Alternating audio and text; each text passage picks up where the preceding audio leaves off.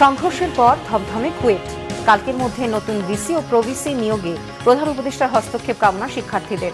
রাজনীতি বন্ধের নামে প্রভাব বিস্তার করছে গুপ্ত সংগঠন, বলছে ছাত্রদল। কুয়েটের ঘটনায় জড়িতদের দ্রুত আইনের আওতায় আনতে হবে বললেন উপদেষ্টা আসিফ মাহমুদ। আওয়ামী লীগকে শুধু নিষিদ্ধ নয়, নিশ্চিহ্ন করার হুঁশিয়ারি। নিজেদের স্বার্থে ফ্যাসিস্টদের জায়গা করে দিতে চান কতিপয় উপদেষ্টা, নানা কৌশল নিচ্ছেন সরকার থেকে দল গোছাতে। অভিযোগ মির্জা ফখরুলের, এগুলো মেনে না নেয়ার হুঁশিয়ারি। নাইকো মামলায় খালাস পেলেন বেগম খালেদা জিয়া সহ ৮ জন। রাজনৈতিক হয়রানি করতেই মামলা, আদালতের পর্যবেক্ষণ। দেখছিলেন ক্রাউন 7 সংবাদ শিরোনাম।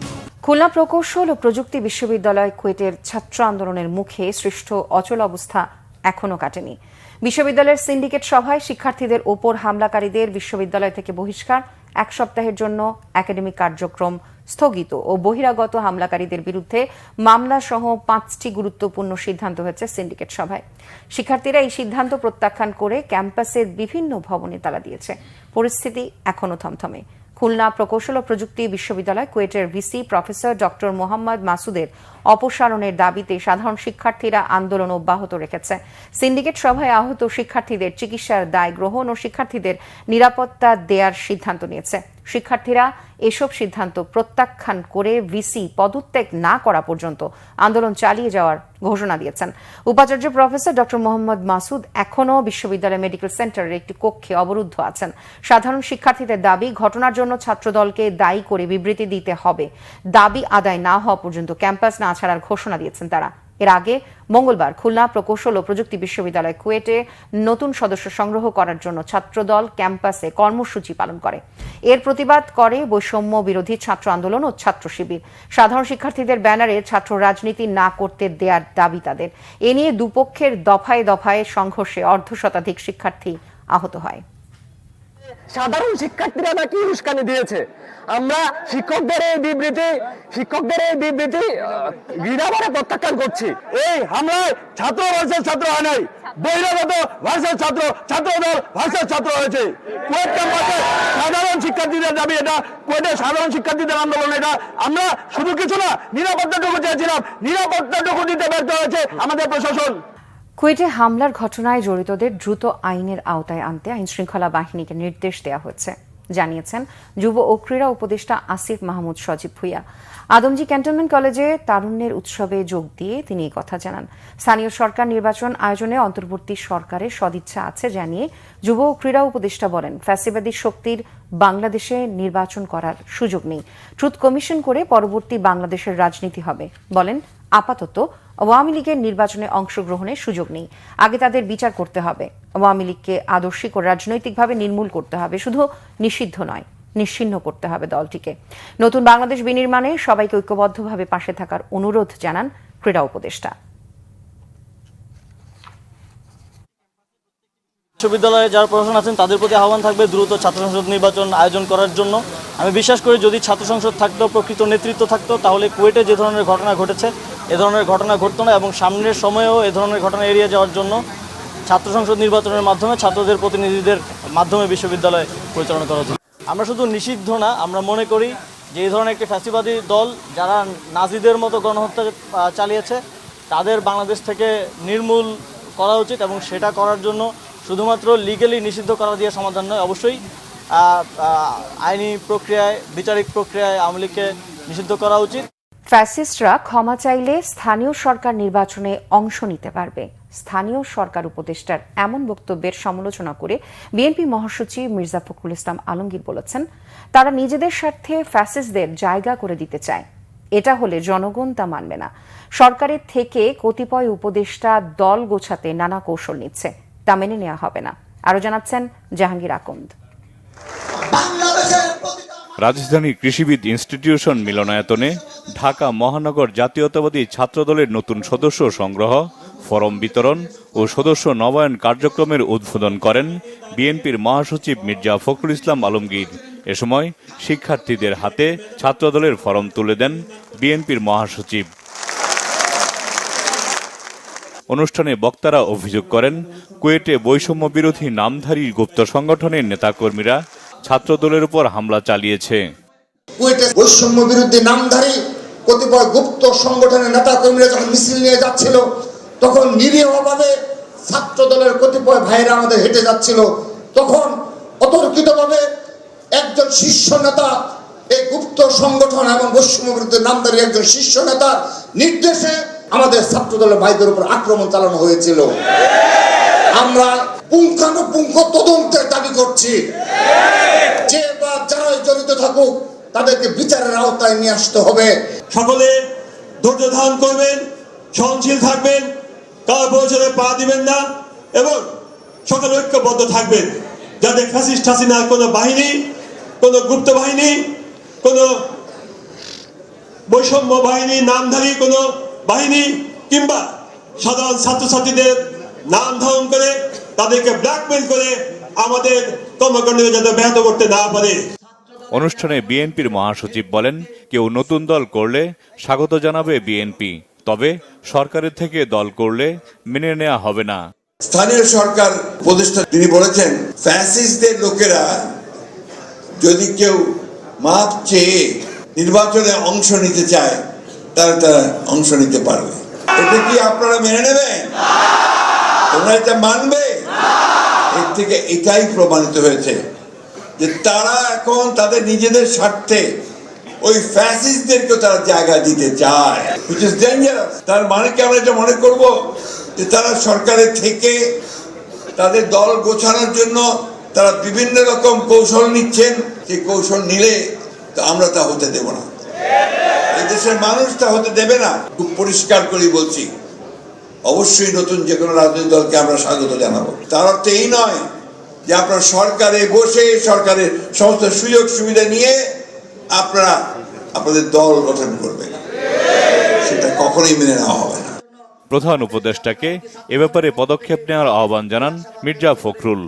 আমি আবারও বলতে চাই অন্তর্বর্তীকালীন সরকারকে এবং সরকার প্রধানকে যে আপনি অবিলম্বে এই বিষয়গুলো ব্যবস্থা নিন, তাহলে জনগণের যে আস্থা আপনাদের উপরে আছে সে আস্থাও আপনাদের উপরে আর থাকবে না।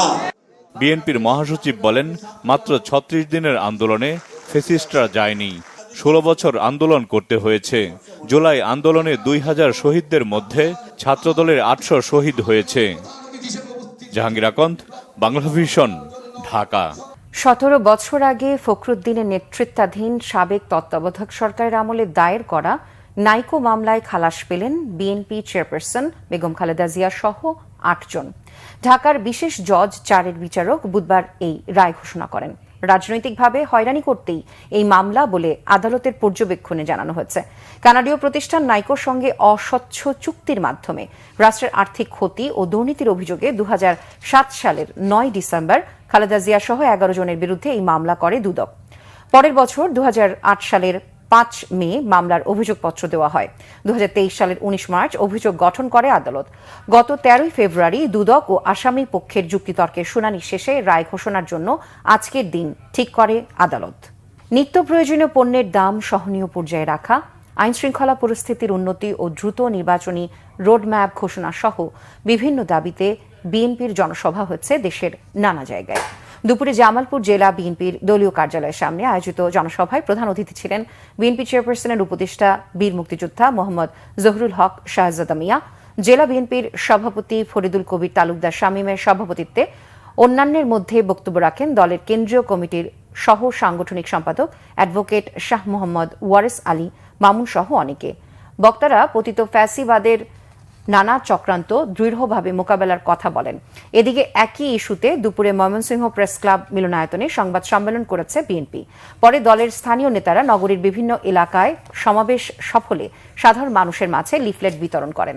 এছাড়া বিএনপি সমাবেশকে সামনে রেখে খাগড়াছড়ি জেলা বিএনপি ও সহযোগী সংগঠনের প্রস্তুতি সভা হয়েছে।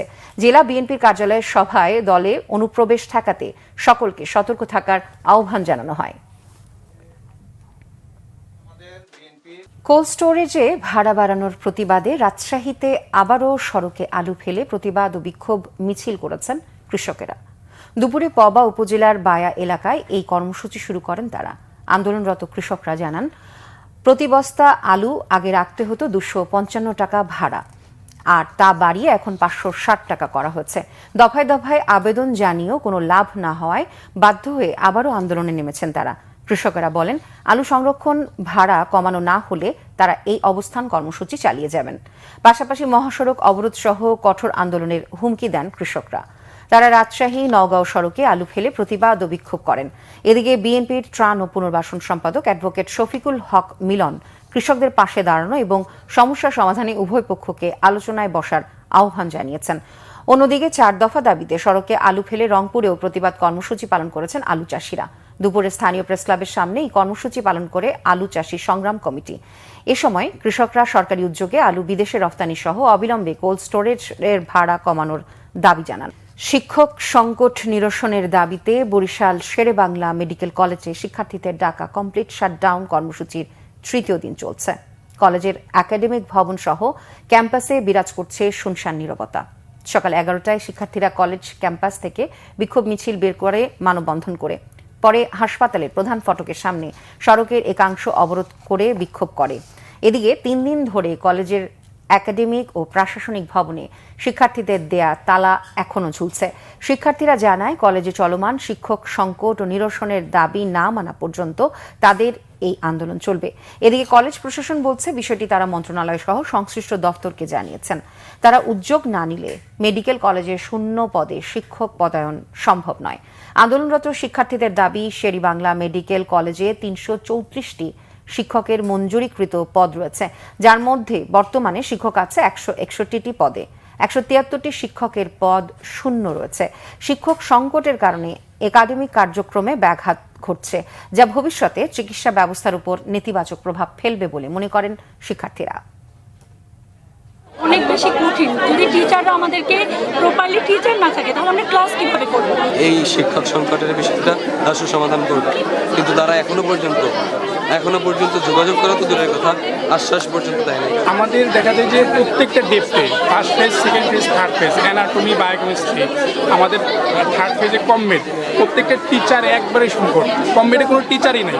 আপনারা জানেন কার্ডিওলজির মধ্যে একটা সাবজেক্ট, হার্ট না হলে মানুষ চলবে, কার্ডিওলজিতে কোনো শিক্ষকই নেই। শেখ হাসিনার সাবেক সামরিক সচিব ও সাবেক সংসদ সদস্য অবসরপ্রাপ্ত মেজর জেনারেল সালাউদ্দিন মিয়াজিকে যশোর থেকে আটক করা হচ্ছে। মঙ্গলবার রাতে সদর উপজেলার চাঁচড়া ইউনিয়নের শ্যামলছায়া পার্ক থেকে তাদের আটক করা হয়। পুলিশ জানায়, শ্যামলছায়া পার্কে ঝিনাইদহ 3 আসনের সাবেক সংসদ সদস্য সালাউদ্দিন মিয়াজি আত্মগোপনে রয়েছে এমন খবরে বৈষম্য বিরোধী ছাত্র জনতা পার্কে অবস্থান করে। তাদের দেখে সে সময় পার্কে থাকা লোকজন ছাত্রদের উপরে চড়াও করে। খবর পেয়ে পুলিশ ঘটনাস্থলে যায়। এক পর্যায়ে রাত 12:30টার দিকে সালাউদ্দিন মিয়াজি ও তার শ্যালক জাকির হোসেনকে আটক করে পুলিশ। রমজান সামনে রেখে ভোগ্য পণ্যের দাম নিয়ন্ত্রণে রাখতে চট্টগ্রাম বাজারে অভিযান চালিয়েছে ভোক্তা অধিকার সংরক্ষণ অধিদপ্তর। নগরীর কাজীর দেউরি বাজারে দুপুরে অভিযান চালিয়ে মূল্য তালিকা না রাখা, মোড়কের দাম মুছে দিয়ে দাম বাড়িয়ে বিক্রির অপরাধে 6টি প্রতিষ্ঠানকে 34,000 টাকা জরিমানা করা হচ্ছে। পাশাপাশি কয়েকটি প্রতিষ্ঠানকে সতর্ক করে সংস্থাটি। ভোক্তা অধিকার সংরক্ষণ অধিদপ্তরের উপপরিচালক ফয়েজুল্লাহ জানান, বাজারে ভোজ্য তেলের কৃত্রিম সংকট তৈরি করে সাদিয়া ডিপার্টমেন্টাল স্টোর নামের একটি দোকান পণ্যের গায়ে থাকা মূল্যের লেভেল মুছে দিয়ে বেশি দামে বিক্রি করছিল। তাই দোকানটিকে 6,000 টাকা এবং মূল্য তালিকা না থাকায় 4টি গরুর মাংসের দোকানকে 20,000 টাকা জরিমানা করা হচ্ছে। এছাড়া বিভিন্ন অভিযোগের সত্যতা পাওয়ায় আরও কয়েকটি দোকানকে জরিমানা করে ভোক্তা অধিকার সংরক্ষণ অধিদপ্তর। সরবরাহ স্বাভাবিক থাকার পরও কেউ কৃত্রিম সংকট তৈরির মাধ্যমে বাজার অস্থিতিশীল করার চেষ্টা চালালে জড়িতদের বিরুদ্ধে কঠোর ব্যবস্থার হুঁশিয়ারি ভোক্তার কর্মকর্তাদের। রূপগঞ্জে হেফজ মাদ্রাসার শিক্ষক তার মা ও ভাইকে কুপিয়ে জখমের ঘটনায় 6 জনের নাম উল্লেখ করে মামলা করেছে আহতদের পরিবার। রূপগঞ্জ থানায় সকালে এই মামলা দায়ের করেন মাদ্রাসা শিক্ষকের বড় ভাই খালিদ হাসান মিলন। এরই মধ্যে আহতদের দেখতে হাসপাতালে গেছেন রূপগঞ্জ উপজেলা নির্বাহী কর্মকর্তা সাইফুল ইসলাম। জানান, ঘটনা তদন্ত করে জড়িতদের বিরুদ্ধে আইনি পদক্ষেপ নেওয়া হবে। বাড়ির সীমানা নিয়ে বিরোধের জেরে রূপগঞ্জ কাঞ্চন পৌরসভার কালাদি এলাকায় মঙ্গলবার দুপুরে মাদ্রাসার শিক্ষক হাফেজ নূর আলমকে কুপিয়ে গুরুতর জখম করে প্রতিপক্ষের লোকজন। এ সময় ছোট ভাই মোহাম্মদ শাহ আলম সহ বাড়ির নারীরা তাকে বাঁচাতে গেলে হামলায় আহত হন শাহ আলম ও তার বৃদ্ধ মা। পরে তাদের গুরুতর অবস্থায় উদ্ধার করে স্থানীয় হাসপাতালে ভর্তি করে স্বজনেরা। দেশের বিভিন্ন জায়গার আরও কিছু খবর নিয়ে এখন একটি ডেস্ক রিপোর্ট। বিএনপির যুগ্ম মহাসচিব শহীদ উদ্দিন চৌধুরী অ্যানি বলেছেন, বর্তমান অন্তর্বর্তীকালীন সরকার হাসিনা ও তার দোসরদের বিচার না করলে জনগণের ভোটে নির্বাচিত হলে বিএনপি তাদের বিচার করবে। হবিগঞ্জে জেলা বিএনপির আয়োজিত এক সমাবেশে প্রধান অতিথির বক্তব্যে তিনি একথা বলেন। কৃত্রিম বুদ্ধিমত্তা এআই ব্যবহারে শিক্ষার্থীদের সক্ষমতা বাড়াতে ল্যাপটপ বিতরণ করা হয়েছে ফরিদপুরে। সকালে হালিমা গার্লস স্কুল অ্যান্ড কলেজে এ কর্মসূচির উদ্বোধন করেন মহিলা দলের কেন্দ্রীয় কমিটির যুগ্ম সাধারণ সম্পাদক চৌধুরী নায়াব ইউসুফ। বিএনপির ৩১ দফা কর্মসূচি বিষয়ক কর্মশালা ও প্রতিনিধি সভা হয়েছে চট্টগ্রামে। নগরীর এনায়েত বাজার গোয়ালপাড়ার মাঠে এতে উপস্থিত ছিলেন মহানগর বিএনপির সাবেক সাধারণ সম্পাদক আবুল হাশেম বক্কর সহ অন্যরা। সামুদ্রিক অর্থনীতির উন্নয়ন ও জলবায়ু ন্যায় বিচার শীর্ষক কর্মশালা হয়েছে কক্সবাজারে। শহরের একটি হোটেলে এতে প্রধান অতিথি হিসেবে উপস্থিত ছিলেন অবসরপ্রাপ্ত বন সংরক্ষক ইস্তেক আহমেদ। ঢাকঢোল নাচ গানে গণতন্ত্র উৎসব পালন হয়েছে ঠাকুরগাঁয়ে। দিনটি উপলক্ষে সকালে শহরের পাবলিক ক্লাব মাঠ থেকে একটি র্যালি বের করা হয়। এতে প্রধান অতিথি হিসেবে উপস্থিত ছিলেন জেলা police super Sheikh Jahidul Islam. Tangail residential school and কলেজের বার্ষিক ক্রীড়া প্রতিযোগিতা ও পুরস্কার বিতরণী হয়েছে আশুলিয়ায়। সকালে বসুন্ধরা এলাকার একটি মাঠে এর উদ্বোধন করেন প্রতিষ্ঠাতা অধ্যক্ষ মোহাম্মদ আব্দুল লতিফ ও মোহাম্মদ মাসুদ রানা। মহান স্বাধীনতা দিবসকে সামনে রেখে যান চলাচল স্বাভাবিক রাখতে সাভারের বিভিন্ন সড়কে উচ্ছেদ অভিযান পরিচালনা করেছে উপজেলা প্রশাসন। সকালে অভিযানটি পরিচালনা করেন নির্বাহী ম্যাজিস্ট্রেট জহিরুল ইসলাম।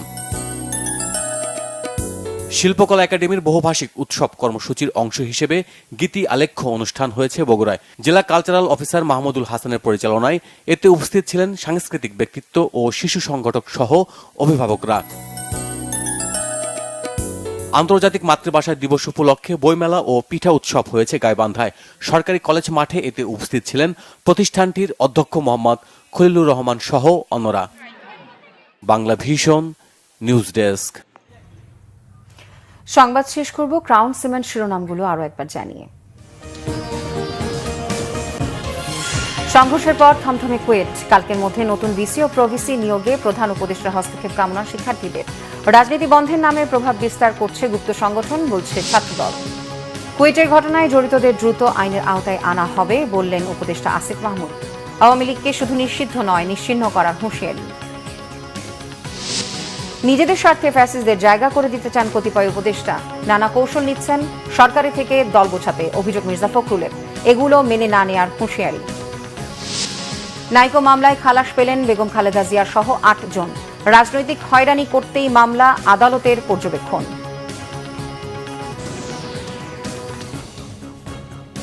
এই ছিল এখনকার মতো। পরে সংবাদ সন্ধ্যা 7:30টায় দেখার আমন্ত্রণ রইল। এছাড়া বাংলা ভিশন সংবাদ ও সংবাদ সংশ্লিষ্ট অনুষ্ঠান দেখতে ভিজিট করুন www.vnews24.com ও facebook.com/banglavisionnews এবং সাবস্ক্রাইব করুন youtube.com/banglavisionnews। এতক্ষণ সাথে থাকার জন্য ধন্যবাদ সবাইকে।